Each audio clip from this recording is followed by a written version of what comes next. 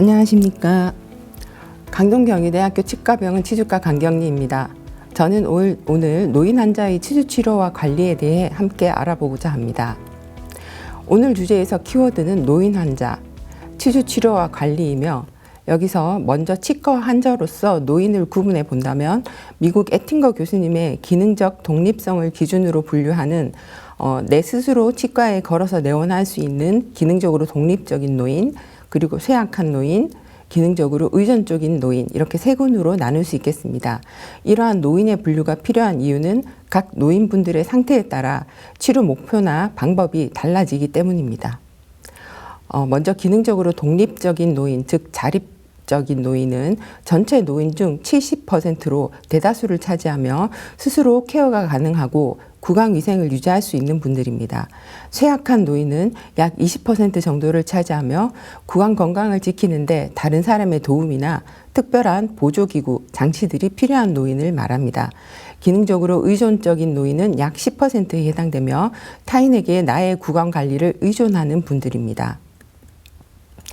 두 번째 키워드인 치주 치료와 관리에서 치주 치료의 흐름에 대해서 살펴보면 치주 조직은 다이나믹한 조직으로 염증이 활발한 상태, 비활성 상태, SRP 이후에 롱정셔널 에피셀리움으로 치유되는 깊은 치주낭 상태가 번갈아 가며 나타날 수 있고, 이 깊은 치주낭에서 치태가 더 축적되고 염증이 반복되어서 치주낭이 더 깊어지는 악순환을 끊기 위해서 리제너레이티브 서저리 또는 리섹티브 서저리를 하게 됩니다. 이러한 포켓 세라피를 액티브 트리트먼트라고 할 수 있겠고, 이후에 치주적으로 큰 문제가 없이 치료가 잘 유지될 수 있도록 관리해주는 예방치료로서 SRP를 진행하게 됩니다. 따라서 오늘 제가 말씀드릴 내용은 이 표에 빈칸을 채우는 것이라고 볼 수 있겠습니다. 관리에 해당되는 부분은 SRP로 의존성이 증가될수록 무치약의 확률이 높아지므로 연조직에 대한 관리가 추가될 수 있겠으며, 치주 치료 부분은 강의 끝부분에 함께 정리해 보도록 하겠습니다. 오늘 말씀드릴 내용입니다. 노인 환자의 치주 치료 시 생각해 볼 점으로 전신적, 치주적, 치료계획 수립시로 나누어서 살펴보고, 노인의 구강관리 시 생각해 볼 점으로 왜 관리를 해야 하는지 그 중요성과 구체적 방법에 대해서 보겠습니다. 먼저 노인의 전신 상황을 볼 때 노인의 가장 큰 특징은 두 가지를 들 수 있습니다. 다수의 전신질환을 갖고 있고 다양한 약물을 복용한다는 점입니다. 2017년 자료인데요. 노인의 73% 이상에서 2개 이상의 만성질환을 갖고 있는 것으로 조사되었고, 노인의 60% 이상이 이로 인해서 3가지 이상의 약물을 복용하는 것으로 조사되었습니다. 다음으로 노화에 따른 신체적인 변화 또한 고려해야 합니다. 노인은 면역 기능뿐만 아니라 각종 신체 기능이 저하되고 항상 어느 정도 낮은 수준의 염증이 지속되는 상태라고 보면 되는 염증성 노화 상태입니다. 또한 뉴로머스큘러 코디네이션이 저하되면서 손놀림이 둔해지고 전신 노쇠와 함께 인지장애까지 노인을 위협하고 있습니다. 따라서 구강위생 상태는 나빠질 가능성이 높기 때문에 전동 칫솔이나 칫솔에 대해서 굵은 손잡이를 적용하는 등 적극적인 구강위생 향상을 위해서 노력해야 합니다. 요즘은 의학의 발달로 노인 인구가 급증하면서 1인당 보유하고 있는 평균 치아 수도 증가하였습니다. 따라서 치아에 대해서 수복이나 예방치료에 대한 요구도가 증가하는 상황입니다. 보유하고 있는 치아 수의 증가와 함께 무치약률은 감소하고 치은이 퇴축된 치아는 증가하고, 따라서 매우 심한 치주 질환은 감소하는 추세입니다. 치은 퇴축으로 치근 노출량이 증가되면서 구강위생 상태가 불량해지면 치근 우식증의 위험이 증가되고 있고, 이 치근 우식증이 심해지면 치경부에서 치아가 파절되면서 치아는 제 기능을 상실하게 됩니다. 이 과정에서 앞서 말씀드린 노인의 전신적인 고려점 3가지가 모두 같이 작용해서 치근 우식의 발생의 위험을 높인다고 볼 수 있습니다. 모식도로 정리해보면 노화가 영향을 미치는 치주질환과 치근 우식증이 노인의 치아 상실에서 주된 원인이 되겠고, 구강건조증은 또한 치근 우식 발생을 돕고 있습니다. 치아 상실에 이르지 않기 위해서 치주질환과 우식 예방, 그리고 구강건조증 치료를 적극적으로 해야 합니다. 구강 건조증은 치근 우식증 이외에도 치주 질환에도 영향을 미치고 저작이나 연하에 문제를 유발하고 영양 불량이나 미각 장애 또는 발음 장애도 야기하게 됩니다. 물론 대부분의 노인은 자립적이기 때문에 치근 우식증의 위험이 크지 않으므로 주된 위험군은 의존적 노인이 되겠습니다. 따라서 적극적 예방을 위해서 불소 농도가 1450ppm 이상인 고농도 불소 치약 사용이 추천됩니다. 해외에서는 5000ppm 이상의 치약을 고농도라고 말하지만 현재 우리나라에서는 판매될 수 있는 최고 농도는 1450ppm입니다. 요즘은 고농도 불소 치약이 매우 많은 회사에서 판매하고 있어서 손쉽게 구할 수 있겠습니다. 다음은 치주 치료를 했을 때 나타나는 결과에서 노인과 젊은이에서 어떤 차이가 있는지를 살펴보겠습니다. 다소 긍정적인 문헌들은 나이 자체가 치주 치료의 결과에 유의미한 영향을 미치는 요소는 아니며 치주 치료를 통해서 질환의 진행을 멈추거나 예방할 수 있다고 하였습니다. 또 적절한 자가 구강 관리를 했을 때 치주 질환에 덜 취약하며 노인 대다수는 중등도 정도의 치주 질환을 나타내고 아주 심한 치주 질환은 단지 소수의 노인에서 나타난다고 하였습니다. 약간 부정적인 결과를 말하는 문헌에서는 일반적인 구강 관리를 했을 때 치주 질환의 진행을 막는 정도가 젊은이에게서 얻을 수 있는 성공 정도만큼 노인에게서는 성공적이지 않다, 힘들다, 불충분하다고 얘기하고 있습니다. 치주 질환 정도가 나이에 따라 심해지진 않지만 어떤 시간의 누적 효과가 있기 때문에 노인에게서는 조직 파괴가 더 크게 나타날 수 있다고 얘기하기도 합니다. 이 누적 효과에 의해서 나이가 증가할수록 치주 질환의 유병률과 심도는 증가한다고 얘기하고 있습니다. 결론적으로 노인에서는 규칙적인 SRP를 시행하더라도 치아 상실의 위험이 더 높기는 하지만 유지 치료, 관리 치료는 필수적이며 이러한 정기적인 관리를 받는 노인은 그렇지 않은 노인에 비해서 더 많은 치아를 보유할 수 있다고 보고되고 있습니다. 물론 나이와 치주 질환의 관계는 전신 건강이나 면역 상태, 당뇨, 영양, 흡연, 유전, 약물, 정신 건강, 타액 분비율 또는 재정 상태 등 여러 가지 요소에 의해서 변화될 수 있습니다. 치료 계획 단계에서도 노인의 기능적 의존성에 따라서 고려할 점들이 약간씩 다릅니다. 자립적 노인은 일반적으로 하듯이 계획을 세우시면 되겠고 향후에 나타날 수 있는 의존성에 대해서 미리 설명하는 것이 필요하겠습니다. 쇠약한 노인은 치과 방문이 힘든 점을 고려해서 치료 계획을 세워야겠고 우식 치료는 불소가 방출되는 수복을 해야 하고 보철 치료 등을 할 때는 앞으로 이 관리에 대해서 케어에 대한 고려가 필요합니다. 내가 아닌 남이 해주는 구강 관리에 의존할 경우에 보다 쉽게 유지 관리가 가능할 수 있는 디자인이 필요하겠습니다. 의존적인 노인은 적극적인 치료보다는 통증 관리 그리고 재발 방지에 힘을 기울여야 하겠습니다. 우리나라는 전 세계에서 가장 임플란트가 많이 식립된 나라일 것입니다. 아마도 자립적인 단계에서 이분들이 임플란트를 식립하셨을 테고 점점 더 시간이 갈수록 의존성이 증가할 때 앞으로 어떤 일이 생길지 생각을 한번 해보면서 외국에서 연구된 자료를 찾아보았습니다. 이 증례는 이제 80세 이상의 치매 노인분이신데요.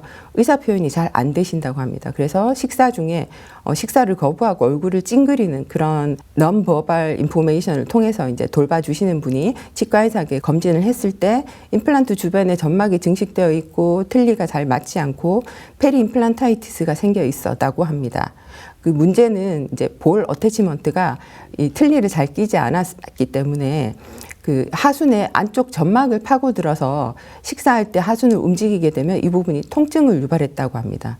그래서 결국은 볼 어태치먼트를 제거하고 커버스크를 장착해서 치은이 자연적으로 치유가 되게 해서 통상적인 컨벤셔널한 덴처로 다시 리페어를 해서 잘 사용하셨다는 증례 보고입니다. 다음 환자분 역시 85세 여자 치매 환자분이셨는데 이분은 이제 의사 표현이 가능하셨다고 합니다. 그래서 이 턱 아래쪽을 만졌을 때 아프고 부었다고 하셨는데 그 돌봐주시는 분이 봤을 때는 틀니가 이제 뺄 수도 없는 상태였다고 합니다. 그래서 치과에서 의사 선생님이 봤을 때 상하악 모두 틀니 상태였고 굉장히 더러웠으면서 하악에는 이 페리임플란타이티스가 있었다고 합니다. 이제 이 임플란트 사진을 방사선 사진을 보시면 트랜스맨디뷸라 임플란트 서포티드 오버덴처 상태였기 때문에 잘 고정되어서 빼기도 힘들었는데 어쨌든 빼고 났을 때는 임플란트 4개 중에 2개가 심한 골소실을 보이면서 흔들리는 상태였다고 합니다. 그래서 이 환자분은 전신 마취를 통해서 서지컬 익스플란트를 하였고 이후에 모든 가족과 관계분들의 동의하에 임플란트 치료는 더 이상 시행하지 않고 통상적인 틀니 제작을 통해서 식사를 잘 하셨다고 합니다. 이렇게 보시는 것처럼 임플란트가 의존적인 환자분들에 대해서 문제를 일으킬 수도 있고 다음 문헌은 2017년 일본 도쿄에서 이제 방문 치료를 시행하는 치과 의사 1000명에게 설문조사를 진행한 논문입니다. 임플란트 관련해서 가장 많이 나타나는 컴플리케이션은 클렌징이 어렵다는 것이었습니다. 2022년도에도 이제 조사를 했는데요. 일본에서 역시 방문 치료했을 때 임플란트 관련해서 가장 많이 나타나는 문제는 역시 클렌징이 어렵다는 것이었습니다. 그림처럼 여러 개의 임플란트로 지지되는 고정성 보철물일 경우에 정상인도 사실 스스로 청결하게 관리가 쉽지 않습니다. 노인분들은 잘 보이지도 않고 손놀림도 둔하기 때문에 이분들이 이 설치까지 깨끗하게 닦는 것은 상당히 힘든 일이 될 것이고요. 더 의존성이 심해져서 타인에게 구강 관리를 맡기는 경우에는 역시 깨끗한 입안 상태를 기대하기는 힘들다고 생각이 됩니다. 따라서 타인의 케어가 필요한 노인의 경우에 오히려 구강에서 제거할 수 있는 틀니가 더 선호된다는 사실을 한번 생각해 볼 필요가 있겠습니다. 이러한 의존적인 단계에 이르기 전에 문제가 될 것 같은 임플란트는 제거한다든지 오버덴처를 수리한다든지 임플란트를 슬리핑 시킨다든지 필요한 조치를 미리 시행하는 것이 필요하다고 하겠습니다. 고정성 보철물을 관리하기 쉽도록 이렇게 바꾸어주는 치료를 백오프 스트레치지라고 해서 예를 들면 바나 로케이터 어태치먼트일 경우에 볼 어태치먼트나 마그네틱 어태치먼트로 바꾸어주는 것을 예로 들 수 있겠습니다. 다음은 백오프 스트래티지가 적용된 환자분 증례인데요. 볼 어태치먼트 주위로 이제 이렇게 진지바가 증식을 해가지고 틀니가 잘 맞지도 않고 이 치은을 절제하려니까 또 환자분 상태가 여의치 않았다고 합니다. 그리고 치과 방문하기도 어려운 상태였고 해서 결국은 이 볼 어태치먼트를 힐링 캡으로 바꾸어서 기존 틀니를 수리해서 잘 사용하셨다는 증례입니다. 지금까지 보여드린 증례들은 의존적 노인에 대해서만 보여드렸는데 이 부분들보다는 의존성이 덜한 쇠약한 노인의 경우에서도 예를 들어서 하악 전치부에서 치조골 지지가 부족할 경우에 그냥 놔두고 치아가 없는 부위에 예를 들면 41번만 임플란트를 심는다든지 이러한 치료보다는 앞으로 의존성이 증가할 때를 대비해서 사전지를 발과하고 32번과 42번의 임플란트를 식립해서 브릿지로 연결하는 치료도 한번 고려해 볼 필요가 있겠고 심한 교모가 나타나거나 치관 파절을 보이는 환자분이라면 이에 대해서 미리 크라운 수복을 진행하는 것 같은 치료도 한번 생각해 볼 필요가 있겠습니다. 다음은 구강위생 관리의 중요성에 대해서 말씀드리겠습니다. 케이스 리포트도 역시 문헌에 보고된 것인데요. 매 6개월마다 SPT를 25년 동안 꾸준히 진행하신 분입니다. 약간의 치은 태축이 보이고 치근 우식증이 보이긴 하지만 치아를 잘 유지하셨습니다. 이 증례도 이제 첫 방문 때 이미 52세로 치주 상태를 보시면 그렇게 썩 좋지 못합니다. 그렇지만 20년 동안 꾸준히 SPT를 잘 받으시면서 방사선 사진을 비교해 보시면 14번 부위에만 발치가 진행되었고 다른 치아들은 잘 유지하셨다는 증례 보고입니다. 우리는 이가 없으면 잇몸으로 사는 세상이 아니라 틀니를 만들거나 임플란트를 하고 적극적으로 치료하는 세상에 살고 있습니다. 이러한 치료 역시 계속적으로 구강위생 관리가 되지 않는다면 오래 잘 사용할 수 없습니다. 제 환자분 중에 이 36번 부위에 이제 터널링 수술을 하고 17년간 잘 유지하고 계신 분입니다. 사실 대구치 2개부에서 잘 클렌징을 유지하면서 오래 쓰기는 쉽지 않은 일입니다. 정기적인 유지 치료를 잘 받으시고 또 적극적으로 불소 도포도 하고 환자분 본인께서 칫솔질을 잘 하시면서 성공적으로 관리가 잘 되고 있었습니다. 이분을 볼 때 저는 치주적으로 문제가 있어도 잘 치료하고 환자의 협조도가 좋은 경우에 꽤 성공적으로 유지할 수 있다는 본 문헌을 한 번 더 체험했다고 생각합니다. 문헌에서 보시는 것 바와 같이 90% 이상의 높은 성공률을 말하고 있습니다. 그렇다고 물론 치주적으로 모든 문제가 있는 치아를 반드시 오래 유지하자는 이야기는 아닙니다. 성공을 위해서는 적절한 증례 선택과 올바른 치료 그리고 무엇보다도 환자의 협조도가 필수적이겠습니다. 이 환자분 증례는 극단적인 케이스인데요. 유지하는 것이 좋은 예는 아니지만 이 환자분은 발치가 사실 필요한 증례입니다. 그렇지만 이 증례를 통해서 저는 환자의 철저한 관리가 얼마나 중요한지를 배울 수 있었습니다.